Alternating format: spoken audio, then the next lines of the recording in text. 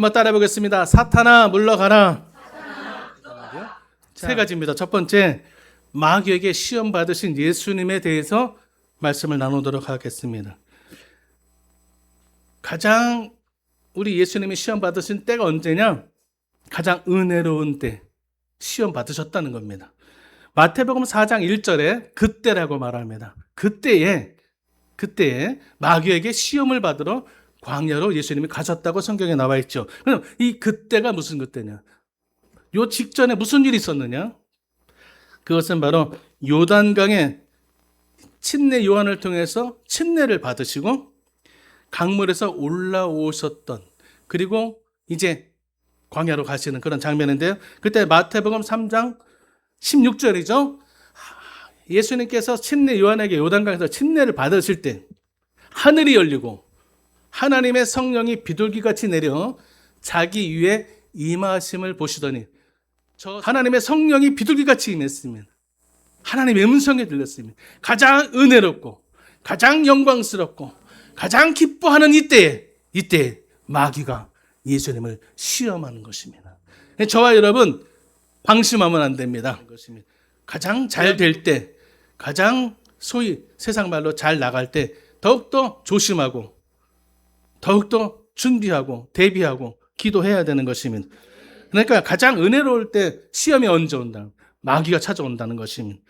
하늘문이 열리고 성령으로 충만하고 하나님의 아들이라는 최고의 인정을 받는 그 순간에 마귀가 진짜냐 가짜냐 말도 안 되는 질문을 하면서 예수님을 끌어내리려고 그 공생의 사역을 망치려고 하는 것입니다. 바로 영적인 정점의 최고 정점 순간에 바로 영적인 전쟁 시험이 찾아온다는 것입니다. 그러나 우리는 늘 교만하지 말아야 됩니다. 교만하지 말아야 돼요. 예수님조차도 시험을 받으셨는데 저와 여러분이 대체 무엇이간데 늘 조심하고 겸손하고 기도해야 되는 것입니다. 여러분, 마귀가 좋아하는 사람이 있는데요, 아무 일도 하지 않고 잠만 자는 영적인 잠꾸러기를 마귀가 좋아하는 것입니다. 왜냐? 이미 무기력해요. 오토매틱입니다. 가만 놔둬도 기도도 안 하죠, 전도도 안 하죠, 예배도 안 하죠, 감사도 안 해요, 봉사도 안 해요. 그냥 가만히 놔둬도 알아서 자동으로 오토매틱으로 지옥 직행으로 가고 있으니 마귀가 좋아하는 그런 성도가 될 수가 있습니다. 우리 가운데 그런 분이 없는 줄로 믿습니다.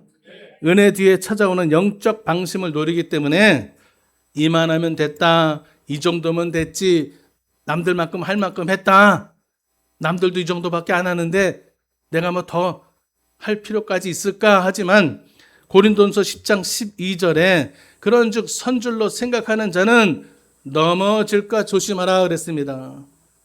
이 정도면 됐다, 이만하면 됐다, 그 기준을 누가 정합니까? 내가 정합니까? 내가 알 수 있나요? 모르잖아요.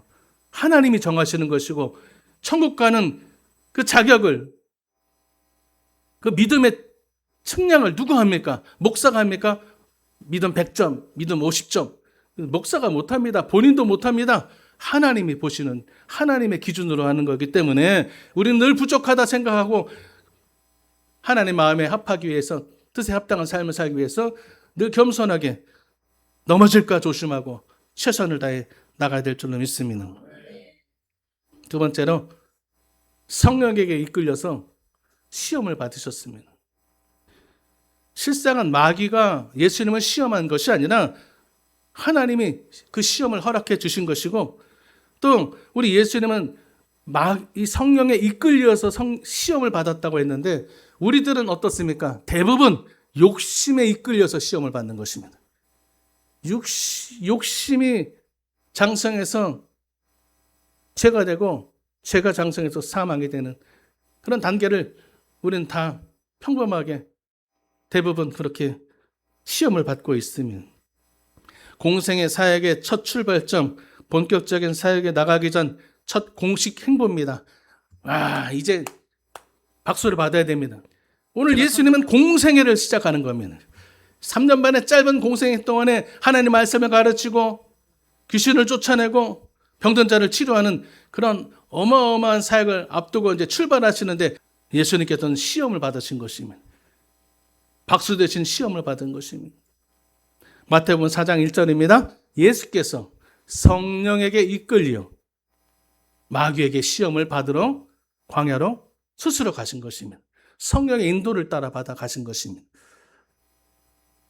마귀가 예수님을 강제로 끌고 간 것이 아니라고요. 성령에 이끌려 가신 것입니다. 제가 이 말씀을 왜 드리냐? 예수님께서 광야에서 받으신 그 시험, 그 장소가 어떤 곳입니까? 40도보다 더 올라가는 곳입니다. 그늘 하나 없습니다. 열매 하나 없고요. 시냇물도 없습니다. 금식하라고 하셨지만 금식할 수밖에 없는 그런 지경과 환경이었던 곳에 우리 예수님께서 시험 받으러 광야로 가신 것입니다. 일주일이 아닙니다. 2주일도 아닙니다. 40일 동안 금식하시며 그 타는 땡볕에 그늘 하나 없는 곳에 금식하신 것입니다. 그러니 그 예수님께 나와 기도하는 것이 얼마나 큰 은혜인 줄 우리가 알고 나와서 기도해야 되는 것입니다. 히브리서 4장 15절입니다. 모든 일에 우리와 똑같이 시험을 받으신, 똑같은 인간의 조건을 가지고, 똑같은 사람의 모습을 가지고, 찔르면 피가 나고, 잠 못 자면 괴롭고, 못 먹으면 배고픈 그런 인간의 조건, 인간의 모습을 가지고 시험을 받으신 이로되 죄는 없으시다. 아까 말씀드렸죠? 우리는 욕심 때문에 죄를 받는데 우리 예수님은 성령으로 이끌려서 시험을 받으신 것입니다. 우리를 살리기 위해서, 우리를 이해하시기 위해서 먼저 광야에서 고난을 택하신 것입니다. 시험을 만나시게 되신 것입니다. 하나님이 시험을 허락하신 것이고 마귀에게로 인도하신 것입니다. 예수님이 인간의 몸으로 겪을 수 있는 가장 극심한 광야의 고통과 유혹을 직접 겪으신 것입니다. 나사로의 죽음 앞에서 눈물을 흘리셨습니다. 예수님이 살아생전에 사랑하는 사람을 잃어버리는 아픔을 친히 경험하신 것입니다. 오늘 예수님이 사랑하는 나사로가 죽는 것을 보시고 눈물을 흘리셨습니다. 사랑하는 사람을 떠나보내는 그 아픔을 우리 예수님이 살아생전 사람의 모습으로 계실 때 직접 경험하신 것입니다. 그럴 때 우리가 장래 때 우리가 예수님의 위로를 받을 수가 있는 것입니다. 그 말씀에 큰 위로가 될 수가 있는 것입니다. 왜냐하면 예수님도 사랑하는 사람을 버리신 경험이 있으시기 때문에, 또 사람들의 완악한 모습, 바리새인, 사두개인, 사마리아인들이 예수님을 대적하고 예수님을 음해하고 십자가에 죽이려고 모함할 때 그 완악함을 보시고 예수님 노하셨다고 하셨는데, 그런 배반도, 그런 배신도, 그 선을 베풀었으나 악으로 대갚는 그런 아주 나쁜 사람들을 만나셨음에도 불구하고 그분들을 용서하시는 그런 분노를 삭히시는 그런 경험을 우리 예수님께서 경험하신 것입니다. 그러니 저와 여러분이 오해받고 억울한 일, 우리 예수님께 기도하면 우리 예수님이 그래 나도 당해봐서 알아. 그래도 참아야 돼. 그렇게 하실 수 있는 분이 예수님이라는 것입니다. 겟세마네 동산에서 예수님은 통곡하셨습니다. 땀이 피가 되도록 통곡하시고 우셨습니다. 십자가에서는 물과 피를 다 쏟아내셨습니다. 극한 죽음을 경험하신 것입니다.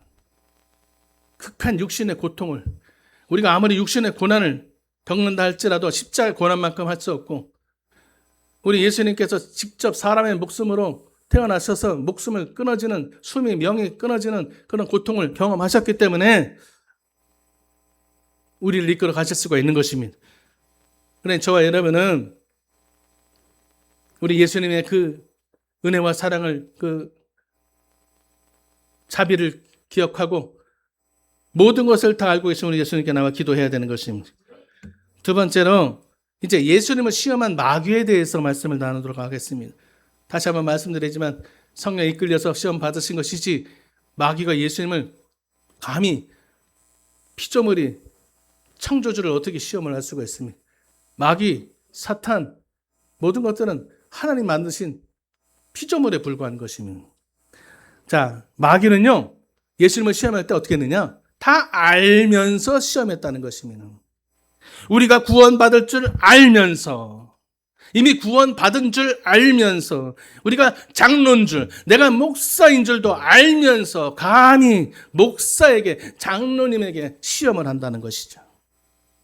또 더 나가서요, 마귀 스스로 자신이 지옥 갈 줄 알면서, 그리고 자기가 아무리 시험과 환난을 줘도 시험과 환난에 넘어지지 않을 권사님인 줄 알면서도 끝까지 포기하지 않고 다 알면서 시험한다는 것입니다. 보세요. 예수님인 줄 알면서, 하나님의 아들인 줄 알면서 시험하는 것입니다.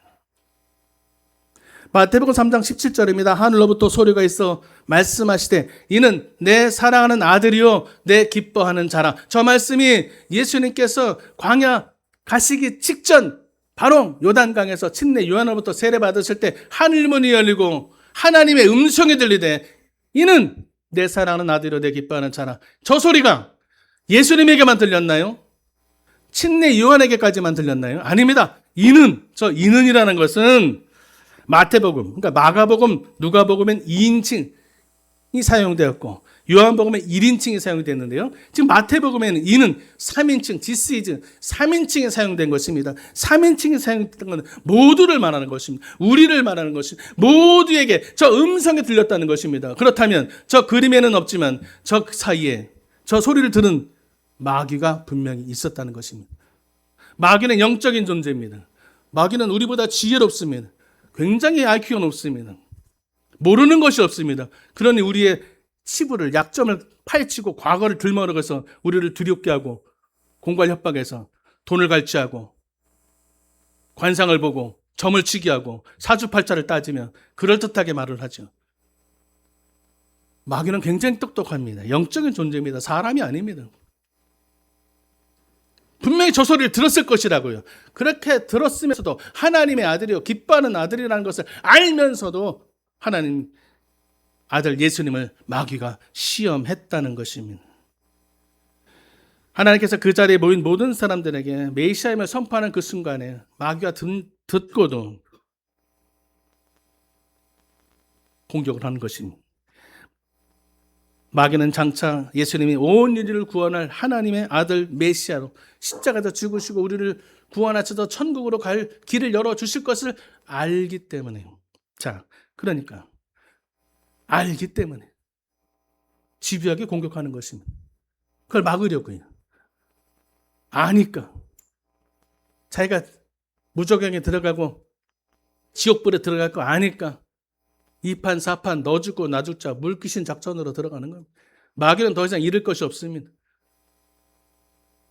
저와 여러분 천국 갈 거 아니까, 천국 못 가게, 하나님 우리 사랑하는 거 아니까, 하나님 우리 포기하지 않는 거 아니까, 그러니까 더욱더 우리를 공격하고 시험과 환난으로 이간질하고 대적하고 우리를 죽이려고 하는 것입니다. 그러니 우리도 알아야죠. 응? 지피지기면 백전백승이라고 내가 저걸 알아야, 마귀에 대해서 알아야, 하나님의 말씀에 대해서 알아야, 앞으로 일어날 일들에 대해서 알아야 대처하고 살아갈 수가 있죠. 안심하고 살아갈 수가 있죠. 불안하고 염려하지 않고 눈 뜨고 당하지 않고 살 수가 있죠. 그러니 교회 나와서 말씀을 듣고 그 말씀을 붙잡고 기도하며 살아야 될 줄로 믿습니다.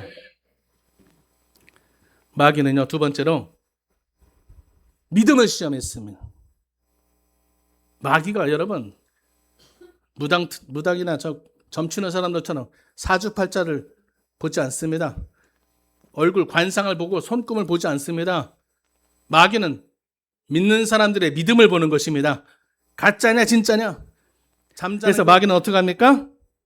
마태복음 4장 3절에 예수님에게 이렇게 시험하죠. 내가 만일 하나님의 아들이거든 뛰어내려라. 배고프니까 돌을 떡으로 만들어라. 내가 나한테 절만한다면, 내가 만일 나한테 무릎만 꿇고 한다면 내가 모든 하늘의 권세를 줄게.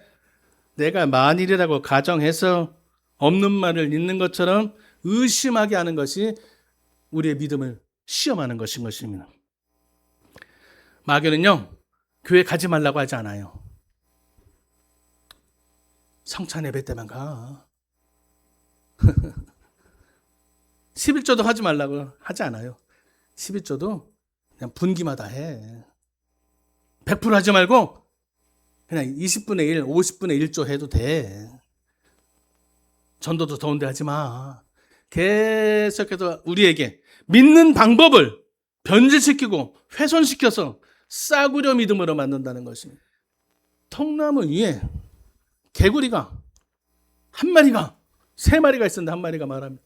너무 더워 못 살겠어. 지금 당장 물로 뛰어들 거야. 결심했습니다. 자, 여러분들에게 질문합니다. 맞춰보세요. 다음 그림 보여주시면, 그렇다면 통나무 위에는 몇 마리의 개구리가 남았을까요? 아까 세 마리였죠? 몇 마리? 결심만 했지. 뛸까 말까 말만 했지. 안 뛰어내리고 아직도 있는 거예요.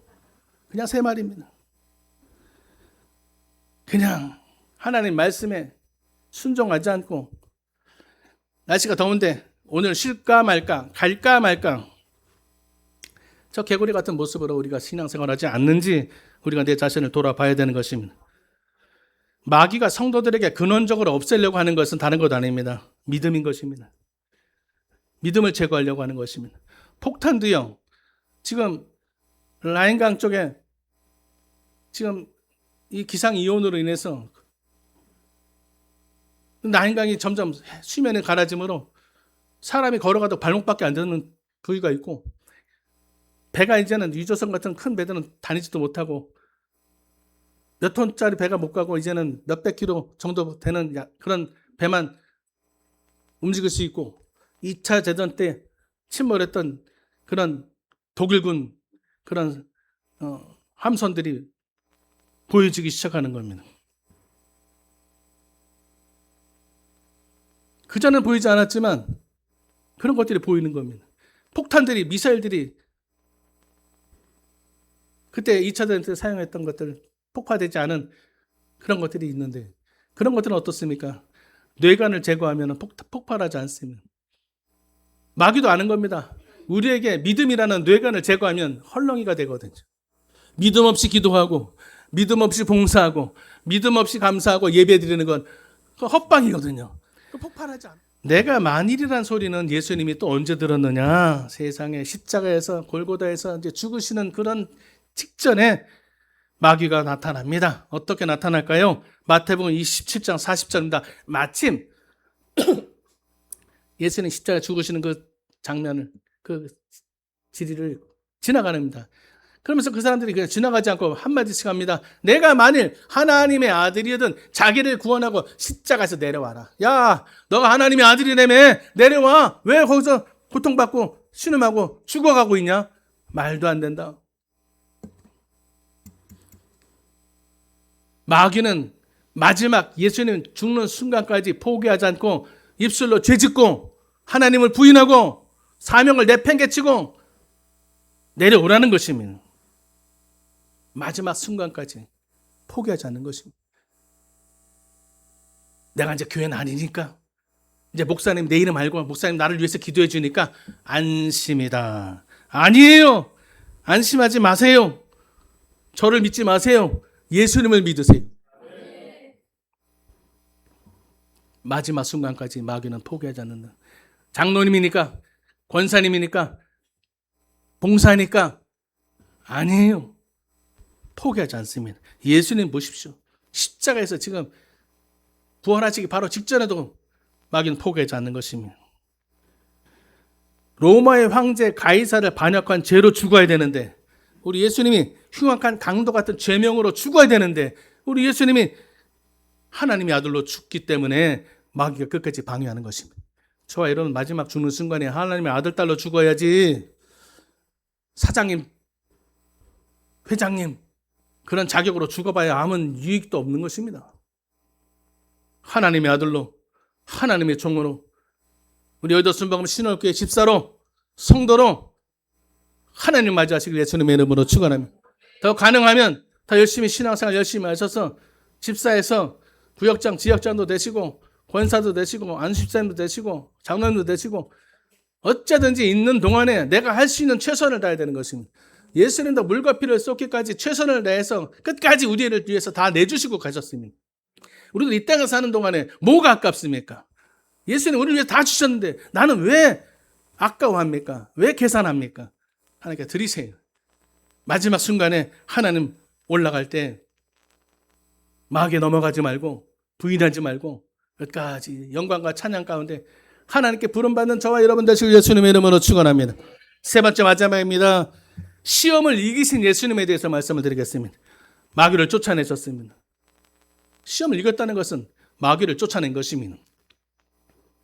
우리가 영적 전쟁에서 자주 실패하는 이유는 뭐냐? 마귀와 대화하기 때문에. 마귀와 말을 섞기 때문에 그 전쟁에서 지는 것입니다. 에덴 동산에 하와는 먹지 말라 하시더냐? 뱀이 질문하는데요. 제가 저 그림을 찾는 데서 좀 애를 먹었어요. 왜냐하면 저 아담과 하와가 뱀에 만나서 유혹을 받는 장면을 그림을 찾아보면 모두가 다 뱀이 혓바닥을 날려. 예? 저는 또 하여간에 뱀이 싫어, 무서워. 뱀이 싫어. 징그럽게 생겼어. 아니 이런 왕뱀 막 그런데 저 그림은 유일하게 사람의 모습이더라고요. 근데 저게 성경적이에요. 왜냐하면 아담과 하와를 미혹해서 죄를 짓게 한 다음에 하나님께서 심판하실 때 마귀에게 흙을 먹고 살고 땅에 기어다니며 살라 그랬거든요. 그렇다면은 그때는 기어다니지 않았다는 얘기 말이에요. 걸어 다녔다는 얘기고 손도 있을 수도 있었고 지금 우리가 생각하는 뱀처럼 혓바닥을 내лен거리는 그런 모습이 아니라 대화가 통할 수 있는 전혀 부담스럽지 않은 그런 모습이었을 것 같습니다. 어쨌든 그래서 저렇게 대화를 하게 되면 말을 섞게 되면 혹하고 넘어가는 거예요. 그러니까 모든 일에 먼저 기도하고 하나님 뜻인지 분별하고 성령의 이끌림을 받아야 되는 것입니다. 그래서 사탄의 유혹 앞에서 예수님처럼 단호하게 끊어야 되는 것입니다. 마귀가 세 번째 시험, 마지막 시험이죠. 포기하지 않고 세 번째까지 시험을 합니다. 내게 경배하면 모든 걸 줄게. 그때 예수님께서 단 1초도 주저하지 않고 즉시로 마태복음 4장 10절에 예수님께서 말씀하실 때 사탄아 물러가라. 할렐루야. 따라합니다. 사탄아 물러가라. 한 길로 왔다 일곱 길로 쫓겨나게. 내 생각과 삶에서 떠나갈지어다. 단호하게 여러분들에게 무엇이 있어야 되느냐? 거절의 영성이 있어야 됩니다. 거절할 줄 알아야 돼요. 그냥 사람이 좋은 게 좋은 거다? 순댕이다? 그거 좋은 거 아닙니다. 응? 요즘 젊은 사람 MZ라고 하는데 이 사람들 싫은 거 분명하게 얘기합니다. 그게 다 좋은 건 아니겠지만 나쁜 건 아니에요. 싫으면 싫다고 얘기해야지. 주는 대로 술을 받아먹고 취해가지고 길거리에서 자다가 소매치기 만나고 일어나 보니까 다 털리고 쓰레기 더미에서 일어나고 그게 뭡니까? 아닌 거는 아니다. 거절할 수 있어야 돼. 그래서 저와 여러분에게 거절의 영성이 있기를 예수님의 이름으로 축원합니다. 마귀가 선악과를 줄 때 거절을 할 줄 알아야 돼요. 그래서 저와 여러분도 마귀가 어떤 것을 유혹할지라도 거절할 줄 알아야 돼요. 아무리 좋은 직장이라도 주일 성수 못하게 하면 거절할 줄 알아야 됩니다. 아무리 사장님이 주는 술잔이라도 먹지 말아야 되는 것이에요. 제가 몽골에서 선교할 때 선교사님 가정에 초대받아서 전에도 얘기 드린 것 같은데 우리 가족들이 다 가서 저녁을 같이 먹었습니다. 몽골에는 그 당시만 해도 뭐 이렇게 많은 것이 한국의 입맛에 맞는 게 많지 않기 때문에 초대받아서 가는 좋은 음식들이 많이 있었습니다. 그래서 오랜만에 포식을 하고 있는데 그때 서울대학교를 나오고 의대를 나오고 약사인가요? 와서 제가 NGO 활동을 하니까 제가 비타민 아이들을 사주기 위해서 그 약국을 많이 이용을 했고 한국 사람이니까 그래서 친분이 있었고 그분이 생일을 초대해서 간 건데 이분이 저에게 맥주를 따라주는 겁니다. 목사님 날도 더운데 시원하게 드십시오. 애들이 보고 있는데 제가 그랬어요. 아니 애들이 보고 있는데 아이 괜찮아요. 우리 집사람도 보고 있는데 괜찮아. 하나님 보고 있는데 나 목사인데 괜찮아. 내가 지금까지 몽골 땅에서 부어주는 술잔 안 받아 먹은 선교사가 없습니다. 목사님 먹어요 먹어. 깜짝 놀랐습니다. 안 먹었어요. 아니 다른 선교사 먹는다고 나도 먹어야 됩니까? 내가 거래하는 중요한 VIP니까 주는 대로 내가 그분의 마음을 상하지 않기 위해서 내가 먹어야 됩니까? 거절할 줄 알아야 되는 것입니다. 비행기가 태평양을 건너서 한국에서 미국으로 갈 때 이 조종사는 바람의 저항, 기상 악화 등 만일을 대비해서 어떻게 됩니까?